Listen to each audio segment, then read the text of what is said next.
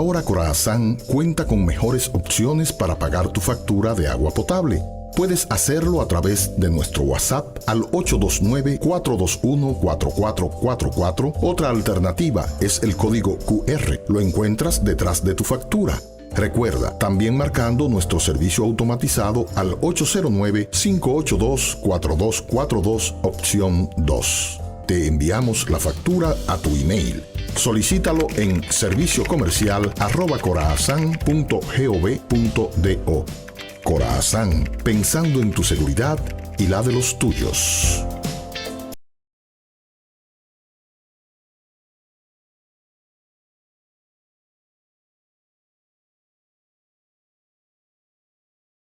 Gracias por mantener la sintonía con nosotros aquí en El Sapo en la Sopa. Nosotras felices de recibir, señores, a esta persona que tenemos aquí en el día de hoy, el pastor Elvis Saá con nosotros. Bienvenido al Sapo en la Sopa. Gracias por esta invitación. Es un honor para mí estar en medio de ustedes. Sé que será un tiempo de mucha edificación para nuestras vidas y es una bendición estar con ustedes. La bendición la recibimos con todo el amor del mundo. Pastor, ¿cómo usted recibe ese llamado? ¿Y cómo usted reaccionó cuando le dijeron, usted va a ser pastor?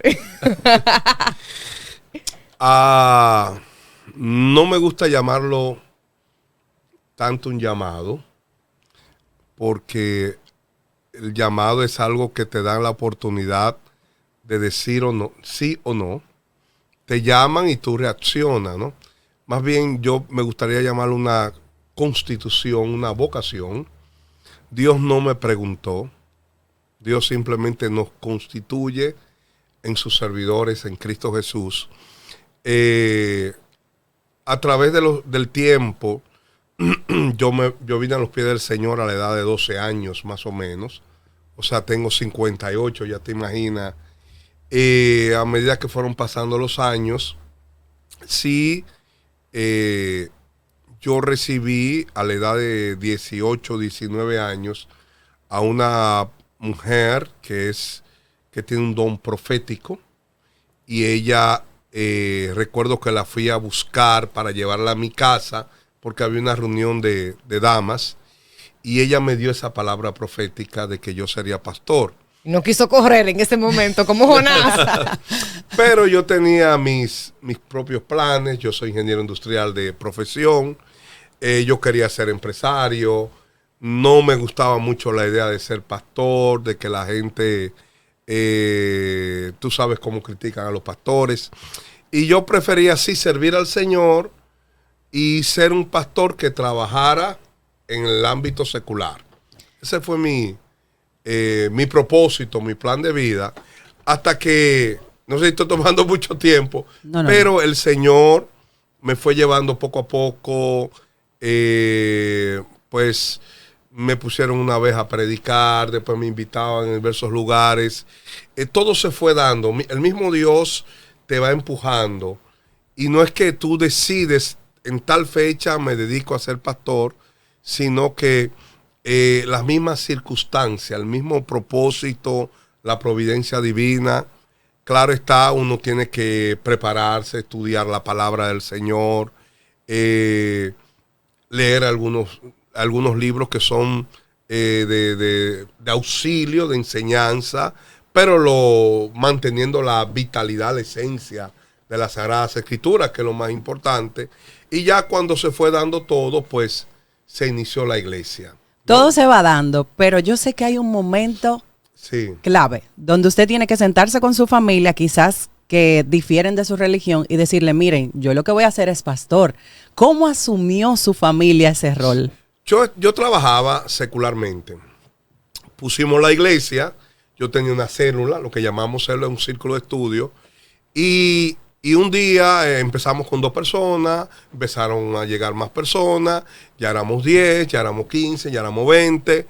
Y entonces la dueña de la casa dijo, mire, pastor no, Elvis, vamos a reunirnos en el patio, voy a poner unas bocinas para que los vecinos lo escuchen. Porque hay vecinos que quieren escucharlo, pero no vienen acá. Y así empezamos, con una bocina, un micrófono, después ya puso una especie de podium y ya yo tenía una pequeña iglesia. De ahí nace buscar un local para empezar una iglesia. Ahora, mi visión era tener una iglesia pequeña, de 30, 40, 50 personas, y seguir en mi trabajo secular. Yo ganaba muy bien en esa época, yo me sentía muy cómodo, tenía un buen trabajo. Mi esposa no quería que yo fuese pastor 100%, siempre se opuso, hasta que llegó un momento en que encontramos un local, nos mudamos. Ya el primer año teníamos 200 personas, el segundo año teníamos 300, y así sucesivamente, después 600. Y llegó un momento en que los mismos ancianos de la iglesia, los líderes, me dijeron, ya te necesitamos aquí 100%. ¿Cuánto tú ganas? Y entonces ahí pues me establecen un salario dentro de los ingresos de la iglesia para que yo pudiese estar 100% dentro de lo que es la institución. ¿Sus padres se opusieron alguna vez a su pastorado? No, porque mi padre era cristiano. Yo recibo la fe a través de la predicación de él. Wow. Lo que fue más difícil para mi familia fue esa transición de ser ingeniero industrial a ser pastor 100% dedicado a la obra. Porque ya por las muchas ocupaciones que conlleva una iglesia, pues ya yo no podía hacer las dos cosas a la vez. Pues ellos me lo pidieron así, de esa manera. Esa fue la parte más difícil. Usted habla de ser ingeniero y trabajar de manera secular. Sí, correcto. Si soy cristiana y ejerzo un trabajo secular, ¿estoy en pecado? No, claro que no. Es todo lo contrario. La palabra del Señor dice que todo lo que hagamos, no lo hagamos para nuestras autoridades inmediatas, sino para el Señor. Sea abogado, sea doctor, todo lo que hacemos es para la gloria de Dios. Ese es un grave error dentro del cristianismo, que creer que ejercer la fe es solamente entre cuatro paredes. No, podemos reflejar a Cristo siendo una recepcionista, siendo un cajero de un banco, siendo un doctor en un hospital, siendo un abogado en una palestra judicial. Tú puedes reflejar a Cristo y proclamar la grandeza de Cristo en el mercado. Un vendedor, un empresario, un dueño de empresa puede manifestar la gloria de Dios y predicar a Cristo con el ejemplo, porque no solamente es hablar del evangelio, es vivir el evangelio lo que impacta a las multitudes. Por ejemplo, los ingenieros no solo construyen iglesias, construyen de todo, incluyendo moteles, casas, ingeniería, todo lo que hay en la tierra. En el trato con sus personas, ellos reflejan a Cristo. Pero, por ejemplo, los músicos, la iglesia lo castiga. Al ingeniero le exigen, por ejemplo, construir de manera abierta. Pero la sociedad castiga mucho a los músicos si son cristianos y le dicen pecadores. Aunque tengan letras limpias, aunque tengan letras que no sean enfocadas, por ejemplo, a un término mal dicho o feo. ¿Cómo hacia los músicos? Explícame. Por ejemplo, nosotros tenemos en la República Dominicana y el mundo un país que al ingeniero, el ingeniero no solo construye iglesias, construye de todo, pero si es músico tendría que cantar solo música cristiana. Si canta música romántica, entonces ese cristiano es un pecador. Sí, yo creo que hay posiciones que son exageradas y yo pienso que a ver, ¿cómo te lo expreso? El mundo a veces de la música tiende a ser quizás un poquito complejo. Se mueven muchas cosas. Muchas de las canciones que hoy día están en la palestra a través de los medios están transmitiendo un mensaje que no es el más correcto. Perdónenme si soy un poco arcaico, pero a veces yo no creo que, por ejemplo, en una fiesta yo tome a mi esposa, que tengo ya 33 años de casado con ella, y la saco a bailar, pues haya pecado en eso. Yo no lo hago porque no sé bailar y no practicamos esas cosas, Pero el problema es lo que se mueve a veces dentro de las fiestas, lo que se mueve dentro de los bailes. No critico, pero hay cosas, dice la Sagrada Escritura, todo me es lícito, pero no todo me conviene. O sea, ¿qué es lo que se mueve dentro de esa música? ¿Qué es lo que escuchamos? ¿Cuál es el mensaje? ¿Esta canción me está motivando a amar a Cristo, amar a Dios? ¿O me está motivando a tirarme a los brazos del pecado, al adulterio, a la fornicación? Y hay muchos católicos que nos critican por esto, y otros evangélicos también. Y yo le pregunto, ¿usted piensa que la Virgen María estuviese en medio de una discoteca bailando el perrito? Jamás. Es una mujer santa, escogida por Dios. Entonces, si ella no lo hace, ¿por qué los religiosos, algunos que se llaman, que pertenecen a ciertas religiones, lo hacen también? O sea, ¿haría Cristo esto que estoy haciendo? Ese debería ser nuestro enfoque a la hora de decidir qué debo, qué no debo hacer.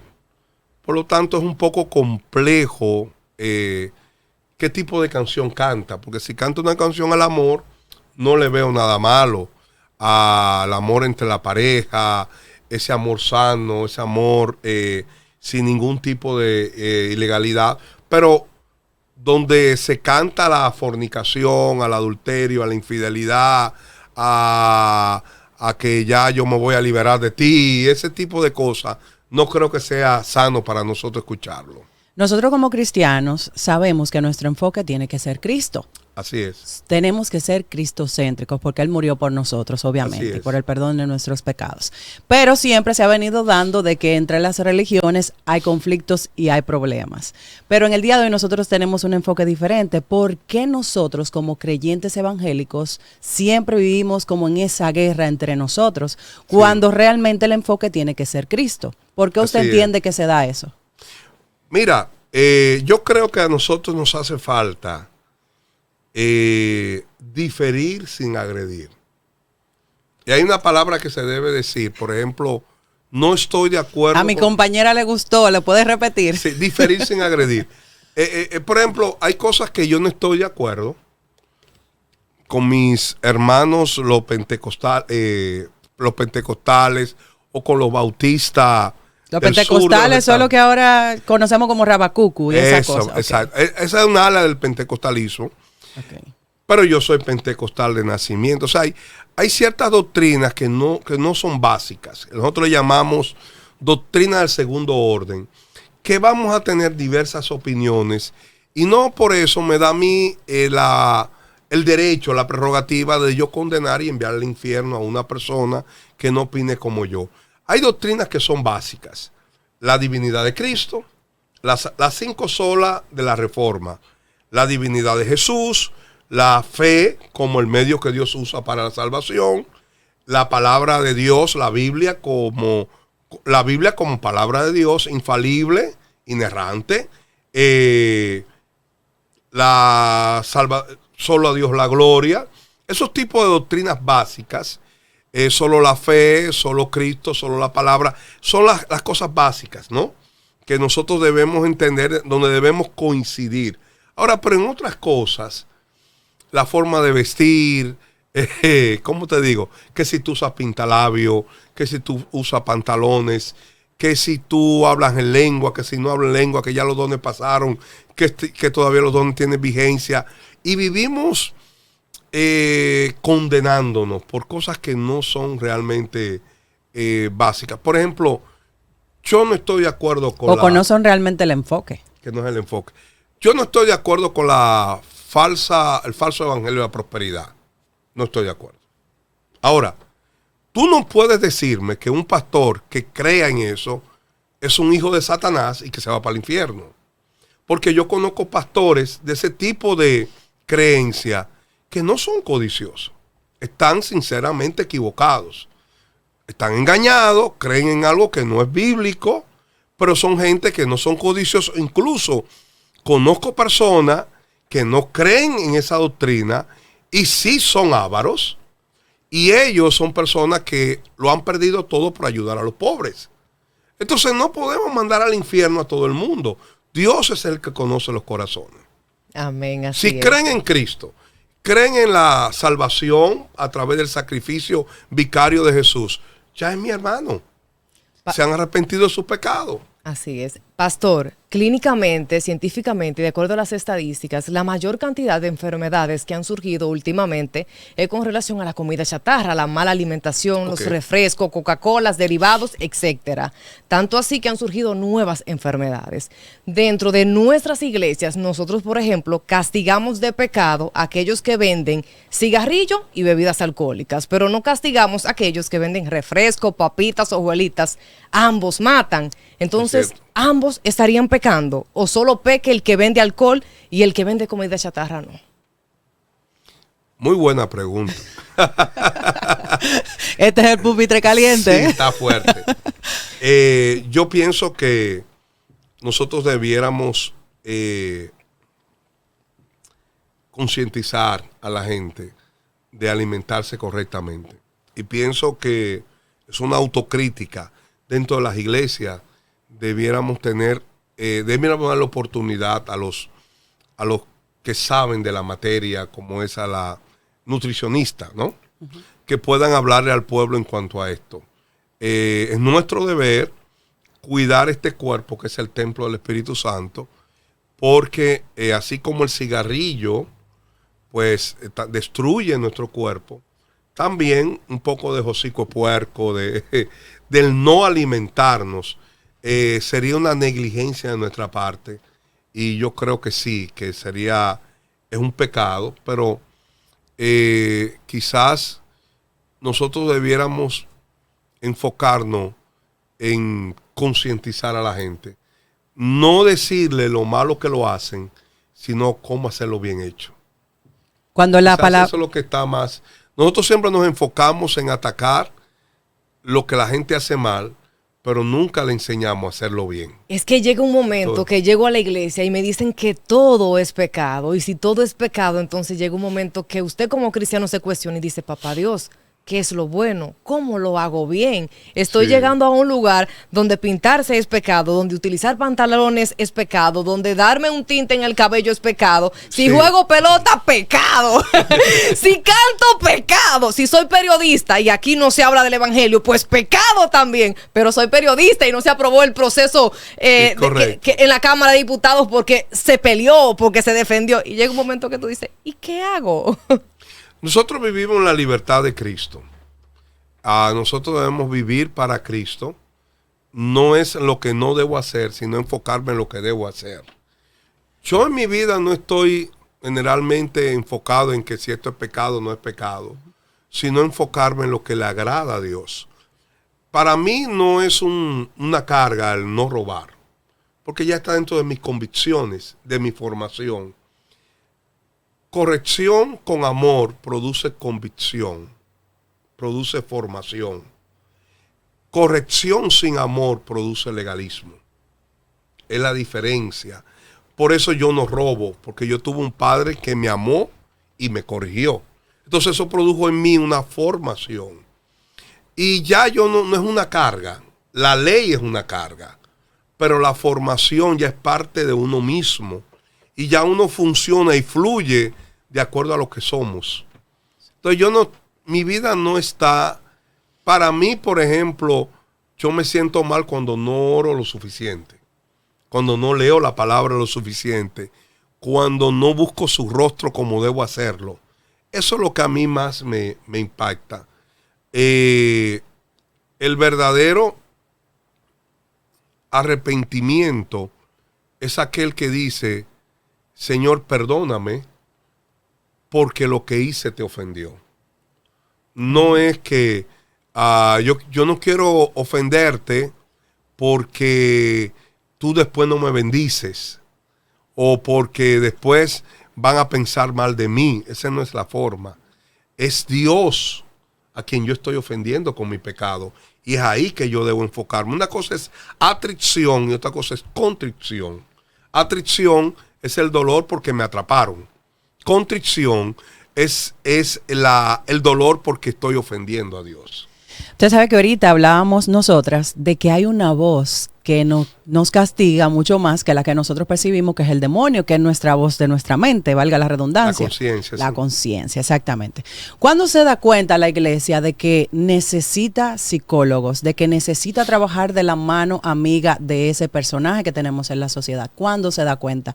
Porque hemos visto, por ejemplo, que se ha castigado ese tipo de cosas en otras doctrinas que usted ya ha mencionado. Por ejemplo, Sí. aquí no necesitamos psicólogos porque dependemos de Dios y punto. Entonces, ¿cuándo la congregación se da cuenta de que sí nosotros tenemos esa voz ahí dentro, de que sí nos hace daño y que tenemos que trabajarla?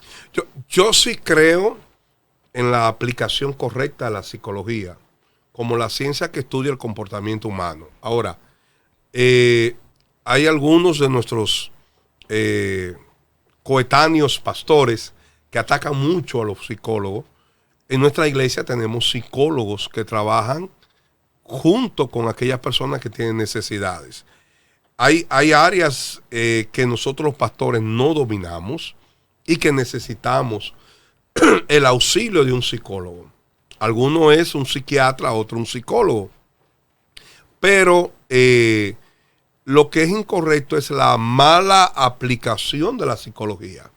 Por ejemplo, cuando yo uso, por ejemplo, una excusa para mi pecado, que a mí cuando pequeño me negaron, por ejemplo, yo sufrí un trauma porque mi papá no me regaló un gato negro. Enfoque de víctima. Exacto, y por eso yo ahora he traducido, estoy proyectando ese dolor, convirtiéndome en un asesino en serie, por ejemplo.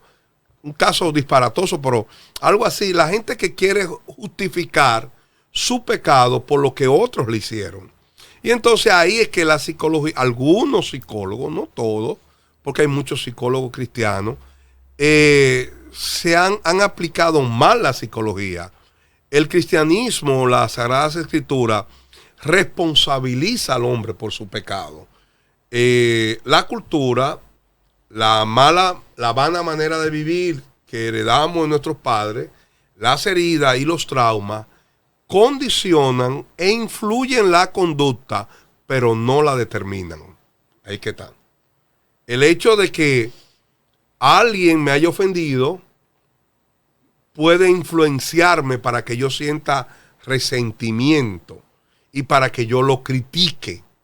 Me influencia. Pero en última instancia yo tengo la autoridad y la de decir, responsabilidad. y la responsabilidad de decir, no, yo lo voy a perdonar y yo no puedo rebajarme a criticarlo o a convertirme en un calumniador. Entonces, ahí es que quizás tenemos que establecer un punto en común. El hombre es responsable de lo que hace. En condiciones normales estamos hablando. Es responsable de lo que hace. Pero sí, la psicología la hemos usado y ha sido de gran ayuda para nosotros. Claro está, de mano con la Sagrada Escritura, no contradiciéndola, sino de mano a mano. Incluso hay situaciones de personas que, por ejemplo, voy a hablar claro acá, parejas que tienen problemas sexuales, hombres que están sufriendo de impotencia, mujeres que son estéril, frígida, o por ejemplo no responde, pero a través de una terapia sexual pueden, y hemos visto casos en la iglesia, pueden restablecer una relación íntima satisfactoria. Pastor, usted le habla de eso a un rabacucu y hay un conflicto enorme. Sí, esa es una situación. A nosotros no ha sido de mucho beneficio la aplicación de la psicología. Hay muchos casos, realmente. Se nos agotó el tiempo, señores. Wow. Pastor, ¿dónde está la iglesia? ¿En qué horarios ustedes se congregan? Toda la estrategia que ustedes utilizan para llevar las personas a los pies de Cristo, que entren en comunión con el Señor y que comiencen a orar y a entrar en esa conexión espiritual. Nuestra iglesia o nuestra congregación de fe se llama Triunfadores en Cristo. Estamos ahí en el kilómetro 2.5, carretera Licey, frente a, valga la cuña. sí, la cuña, a la ferretería Bellón. Nuestros servicios son los miércoles a las 8 de la noche. Los domingos tenemos 3 servicios, 8 de la mañana, 10 de la mañana y 12 del mediodía. Son 3 públicos distintos. Tenemos también cultos de jóvenes los sábados, en la noche, 7 y tanto de la noche. Y tenemos diversos ministerios. Predicamos el evangelio, tenemos el círculo de estudio a través de toda la ciudad, a través de los diversos ministerios, pero quien verdaderamente hace la obra en la vida de las personas es el Espíritu Santo. Amén. Nosotros predicamos, somos colaboradores. La palabra colaborar es laborar en la cola. Usted dijo El Espíritu Santo hace la obra. Usted dijo algo. Vea, señores, nos quedan un minuto. Yo voy a anotar la de colaboradores. Estuve preguntando. En las iglesias hay distintos procesos, encuentros que realizan durante la semana. Hay iglesias que tienen encuentro durante la semana completa. Pastor, si yo solo me congrego domingo y los demás días no voy porque tengo mucho trabajo, pero oro diario en mi casa y tengo una buena relación con Dios, ¿estoy en pecado? No. ¿Y por qué en la iglesia me ven como un bicho raro? Porque yo solo voy los domingos. Mira, oramos durante cierto tiempo en la casa, en diferentes lugares a Dios, pero debemos estar en comunión con Dios las 24 horas. Estamos en comunión con el Señor, el Espíritu Santo nos habla, nos guía, nos da su influjo, nos bendice y leemos la palabra. Nosotros no estamos para controlar la vida.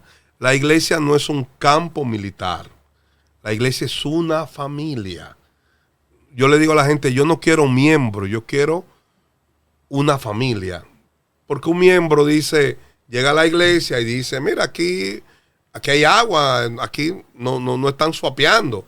Pero un hijo de una familia toma un suape y lo limpia. Somos una familia. Y donde Dios es nuestro Padre y somos todos hermanos. ¡Qué lindo! Señores, triunfadores en Cristo estuvo aquí con nosotros en la persona de Elvis Saaz, su pastor. Amén. Y yo quiero decirles que es tan real lo que él dice, porque esa congregación se caracteriza por ser una congregación de amor y que acoge a cada una de las personas que llegan allí. Si quieres ir, ya sabes la dirección, el pastor la acaba de dar. Y señores, tristemente no hay tiempo para más. Quisiéramos darnos la vida entera aprendiendo de Dios y aprendiendo de la Biblia, pero no hay tiempo para más. Pero yo sé que tú sí tienes un tiempecito después que nosotros salgamos del aire para coger tu Biblia, leer y orar y hacer esa conexión con el Padre que tanto necesitas. Será hasta el lunes cuando nos reencontremos por aquí, por el Sapo en la Sopa. Chaito pues.